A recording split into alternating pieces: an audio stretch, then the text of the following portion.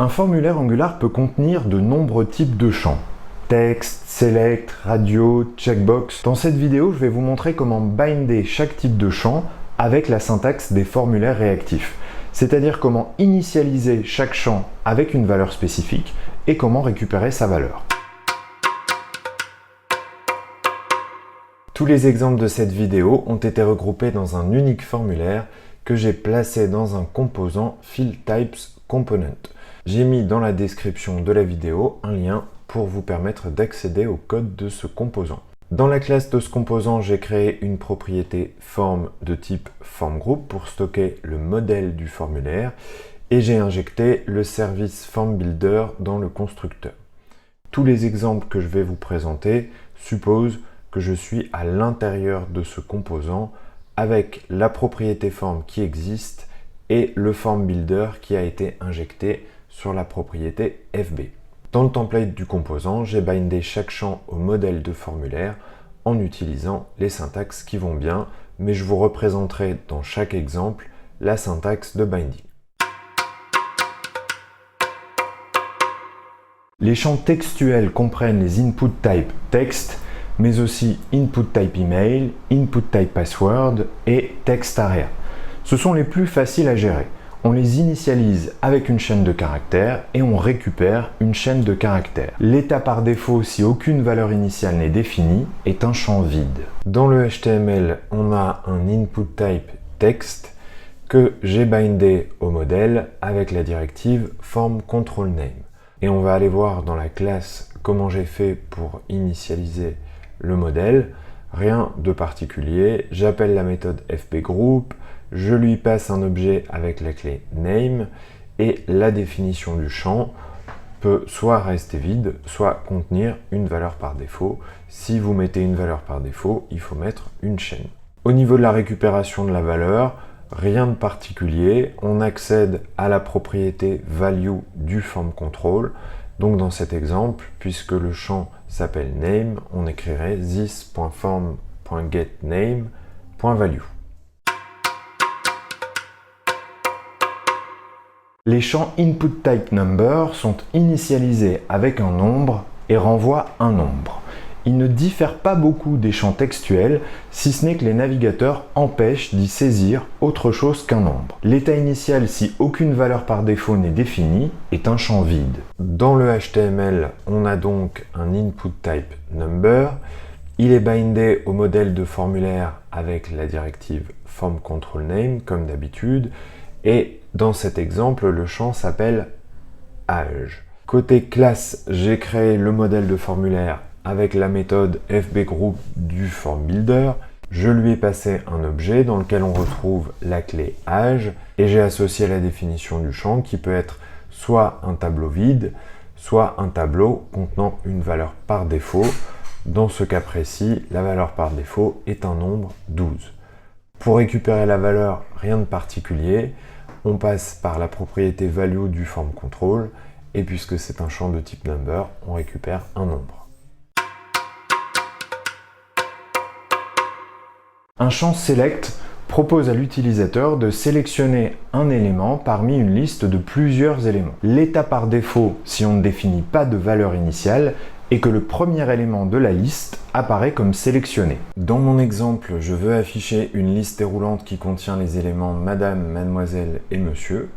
Dans le HTML, j'itère avec ngFor sur une propriété titleOptions qui contient tous les éléments de ma liste, donc qui contient les chaînes madame, mademoiselle, monsieur.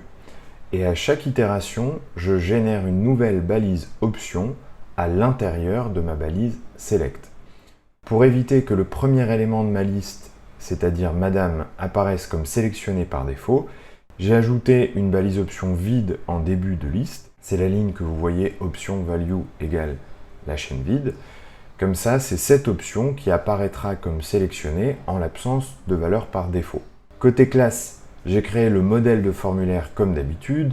J'appelle la méthode fbgroup du formBuilder. Je lui passe un objet avec la clé title. Cette clé doit correspondre à la directive formControlName que j'ai placée dans le HTML, donc c'est bien title. Et la définition du champ est un tableau qui contient soit rien du tout, soit une valeur par défaut et éventuellement des validateurs. Dans mon cas, j'ai mis une valeur par défaut, monsieur. Notez que cette valeur par défaut, dans le cas d'une liste déroulante, doit bien sûr correspondre à l'une des valeurs de la liste. Si vous mettez une valeur par défaut comme Toto qui ne correspond à aucun des éléments de votre liste, alors rien n'apparaîtra comme sélectionné dans la liste. Il n'y aura pas d'erreur, il n'y aura juste pas de valeur par défaut qui sera sélectionnée. Pour récupérer la valeur, on fait comme d'habitude, on passe par la propriété value du form control. Donc dans cet exemple, thisFormGetTitle.value. Dans sa configuration actuelle, notre champ va renvoyer la même valeur que ce qui est affiché à l'écran.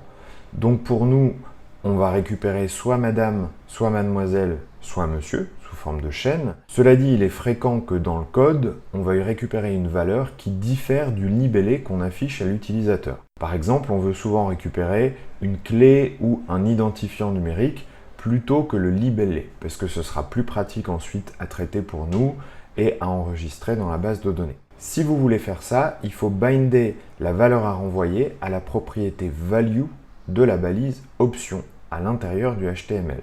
Autrement dit, dans le HTML, vous avez le libellé qui est affiché à l'utilisateur qui correspond au texte que vous avez placé entre les deux balises options, et la propriété value de la balise option, elle correspond à la valeur que vous allez récupérer dans le code. Par exemple, si vous voulez récupérer 0, 1, 2 au lieu de madame, mademoiselle, monsieur, je vous ai fait un petit bout de code qui vous montre comment faire. Il faut récupérer l'indice de l'itération en cours, donc la valeur 0, 1, 2. Quand on fait une boucle ngFor avec Angular, on peut récupérer cet indice avec la propriété index, qu'on copie dans une autre propriété, ici je l'ai appelée i. Et cette valeur i, qui va donc contenir 0, 1, 2, je la bind à la propriété value de la balise option. De cette manière, ce que je vais récupérer quand je vais soumettre ce formulaire, ce ne sera plus l'une des chaînes madame, mademoiselle ou monsieur, mais bien la valeur 0, 1 ou 2. Alors, dans mon exemple, j'ai utilisé les indices, mais bien sûr, vous pouvez utiliser n'importe quoi. Par exemple, vous auriez pu avoir une abréviation pour madame, mademoiselle, monsieur sous forme de chaîne de caractères. Ça marcherait aussi. Tout ça, ça dépend de votre modèle de données à vous. Une case à cocher ou checkbox permet d'offrir un choix binaire à l'utilisateur, cocher ou pas. En interne, Angular se représente l'état d'une case à cocher comme true si elle est cochée, false si elle ne l'est pas. C'est donc avec un booléen qu'il faut initialiser ce champ, même si les valeurs trueCy et falseCy fonctionnent également. L'état par défaut si on ne définit pas de valeur initiale est non coché. Côté template, on a un champ inputTypeCheckbox qui porte comme d'habitude la directive formControlName. Ici, j'ai appelé mon champ newsletterSubscribe. Côté classe, on initialise le modèle de formulaire avec la méthode fpgroup du formulaire. On lui passe un objet qui contient une clé qui match le formControlName du champ. Donc on a bien la clé newsletterSubscribe. Et la définition du champ, dans cet exemple, c'est un tableau avec un booléen qui représente la valeur par défaut. N'oubliez pas que les checkbox sont initialisés avec un booléen true ou false. Pour récupérer la valeur comme d'habitude, on accède à la propriété value du form control. Donc dans cet exemple, thisFormGetNewsletterSubscribe.value. Et ce qu'on récupère, ça va être un booléen true ou false. Pour être un tout petit peu plus précis, la valeur récupérée dépend de l'interaction entre l'utilisateur et la checkbox. On récupère true si l'utilisateur a coché la case ou que sa valeur par défaut était true. On récupère false si l'utilisateur a décoché la case ou que sa valeur par défaut était false. Et enfin, on récupère nul si l'utilisateur n'a pas touché à la case et qu'aucune valeur initiale n'était définie dans le modèle. Dans certains scénarios, ça va pas être très pratique de récupérer true ou false et vous allez vouloir récupérer une autre valeur, par exemple oui ou non. Alors comment est-ce qu'on peut faire pour récupérer à partir d'une checkbox une valeur différente de true ou false? Si l'utilisateur ne touche pas à la checkbox, la valeur que vous allez récupérer dans le code à la soumission sera en fait la valeur que vous avez utilisée pour initialiser le champ dans le modèle. Ça veut dire que potentiellement vous pouvez récupérer n'importe quel type de valeur. Par exemple, une chaîne de caractères. Si vous initialisez la checkbox avec la chaîne oui, que l'utilisateur n'y touche pas, alors c'est ce que vous allez récupérer à la soumission du formulaire. On peut aussi ajouter que puisque la chaîne oui est ce qu'on appelle true-si en JavaScript, à peu près vrai, elle fera apparaître la case comme cochée. Inversement, vous pourriez initialiser la checkbox avec le nombre 0, puisque la valeur 0 est considérée en JavaScript comme falsy, ça ferait apparaître la case comme non cochée, et si l'utilisateur n'y touche pas, c'est cette valeur littéralement que vous allez récupérer, c'est-à-dire le nombre 0. Mais tout ça n'est pas très rigoureux, puisque vous avez vu que pour récupérer une valeur différente de true ou false, ça repose sur le fait que l'utilisateur ne touche pas à la checkbox et que vous donniez la bonne valeur par défaut à votre champ. Moi, ce que je vous conseille de faire, c'est de plutôt utiliser des booléens en interne, donc de faire comme je vous ai montré il y a quelques instants, uniquement true et false pour initialiser la checkbox, et à la soumission, au moment où vous traitez les valeurs du formulaire, c'est très facile de convertir ce booléen en autre chose. Par exemple, vous pouvez utiliser un opérateur ternaire pour convertir true/false en oui/non. Je vous ai mis un petit exemple de code où je récupère la valeur de mon champ newsletterSubscribe avec thisFormGetNewsletterSubscribe.value. Je sais que dans mon cas, c'est un booléen, donc il vaut true ou false. Je peux donc écrire point d'interrogation, valeur si true, la chaîne oui, deux points, valeur si false, la chaîne non. Et de cette manière, je suis passé d'un booléen à une chaîne de caractères qui vaut oui ou non. Une checkbox multiple permet d'afficher une série de choix parmi lesquels l'utilisateur peut se servir.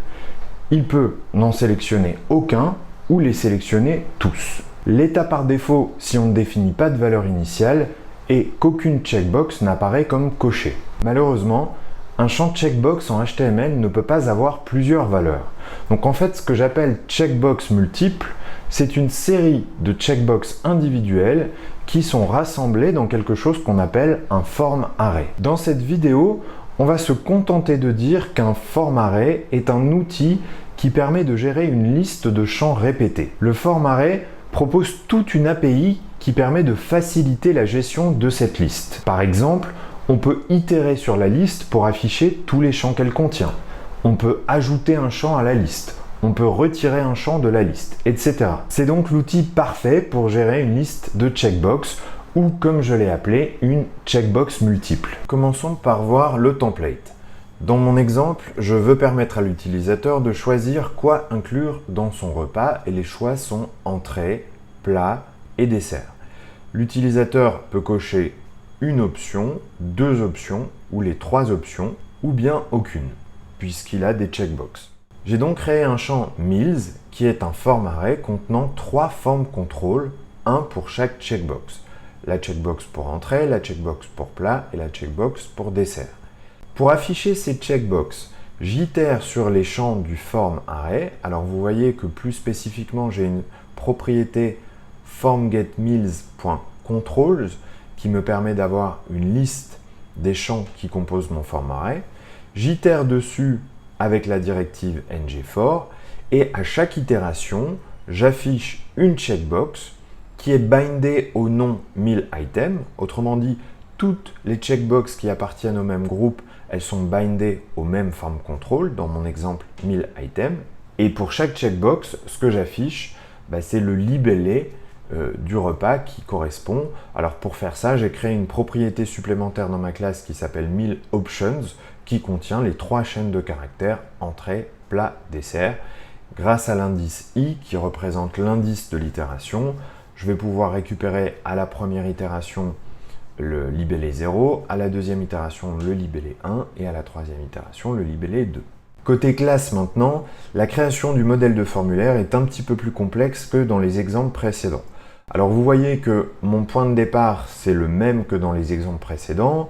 J'écris thisForm égale thisFBGroup, autrement dit j'appelle la méthode FBGroup du form builder, ça n'a pas changé. Ce qui change un petit peu c'est ce que je vais passer à FBGroup. C'est toujours un objet dont les clés doivent correspondre au champ dans le template. Donc là je retrouve bien ma clé meals qui correspond aux checkbox que j'ai créé dans le template, qui ont l'identifiant meals également. La différence, c'est que ce que j'associe à cette clé Mills, c'est cette fois-ci un form array. C'est pas juste un bête tableau avec la valeur par défaut. Et pour créer mon form array, je passe par la méthode fb.array du form builder. Formbuilder.array prend un premier tableau qui est la liste des champs contenus dans le form array.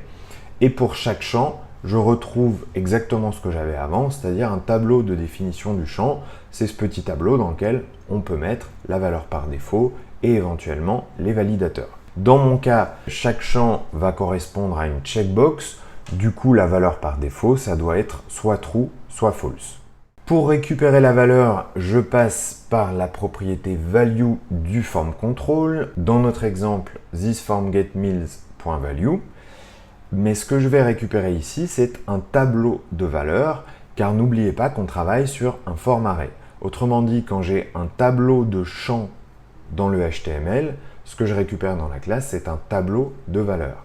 Comme chaque valeur correspond à une checkbox valant true ou false, ce que je vais récupérer, c'est un tableau de booléens. Par exemple, tableau de true, false, true. Ces booléens ne sont pas forcément très explicites, puisque quand je vois true, false, true, je ne sais pas exactement à quoi ça correspond. Du coup, ce que vous pourriez faire, c'est les convertir en chaînes plus explicites, par exemple avec le code suivant. Alors, ce que j'ai fait dans ce code, c'est que j'ai récupéré la valeur brute du champ, c'est-à-dire le tableau de booléens. Et ensuite, ce que je fais, c'est que j'itère sur les libellés de plat, donc sur entrée, plat, dessert, et je ne garde que les libellés dont la valeur était cochée dans le formulaire.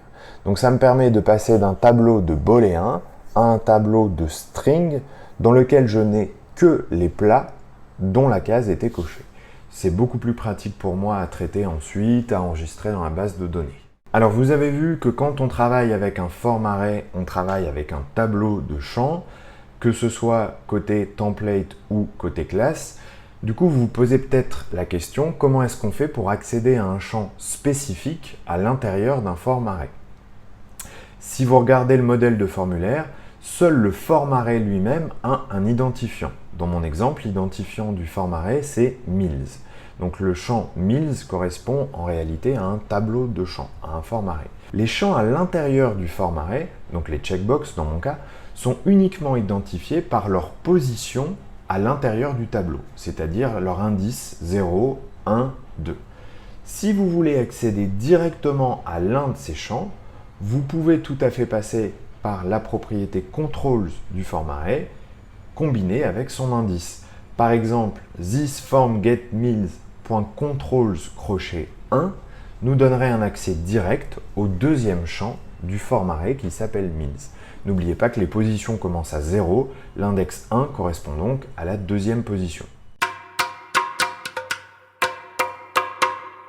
Un bouton radio multiple permet à l'utilisateur de choisir une option parmi une liste d'options. Un bouton radio multiple doit contenir au moins 2 options et il est impossible de sélectionner plus d'une option, contrairement à la checkbox multiple. Un bouton radio multiple est donc fonctionnellement équivalent à un select, une liste déroulante. La différence est que toutes les options sont visibles dès le départ avec le radio multiple, alors qu'il faut dérouler la liste pour voir les options disponibles avec le select. Tous les champs input type radio appartenant au même radio multiple doivent avoir la même directive form control name et des valeurs différentes. En revanche, il n'est pas obligatoire de leur donner un attribut name comme on le fait en HTML standard. L'état par défaut si on ne définit pas de valeur initiale et qu'aucun bouton radio n'est coché. Côté template, j'utilise une propriété setOptions que j'ai créée qui contient tous les choix de mon radio multiple et j'itère dessus avec ngFor pour générer chaque bouton radio.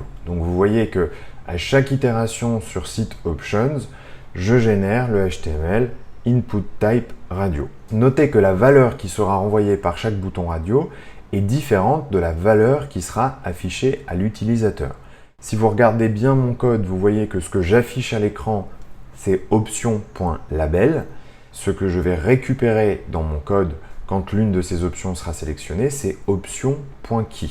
C'est la propriété value du champ input. C'est rendu possible parce que ma propriété setOptions est un tableau d'objets JavaScript et chaque objet a une propriété key et une propriété label. Côté classe, j'initialise le modèle de formulaire comme d'habitude, j'appelle la méthode fbgroup du form builder, je lui passe un objet dont la clé est l'identifiant du champ, dans mon exemple l'identifiant est site. À cette clé, j'associe un tableau de définition de champ dans lequel je mets une valeur par défaut, ici ale. Notez bien sûr que la valeur par défaut que vous utilisez pour un bouton radio multiple doit être l'une des valeurs proposées dans le radio multiple. Sinon, ça n'a pas de sens. Pour récupérer la valeur exactement comme d'habitude, on accède à la propriété value du form control. Donc dans cet exemple, thisFormGetSit.value, la valeur qu'on récupère correspond à la propriété value du bouton radio qui a été sélectionné. Je vous rappelle qu'avec un bouton radio multiple, on ne peut sélectionner qu'une valeur et donc ce que vous récupérez, ce n'est pas un tableau, mais c'est bien une chaîne. Si aucun bouton radio n'a été sélectionné et qu'aucune valeur par défaut n'a été définie pour ce champ, la valeur récupérée sera nulle.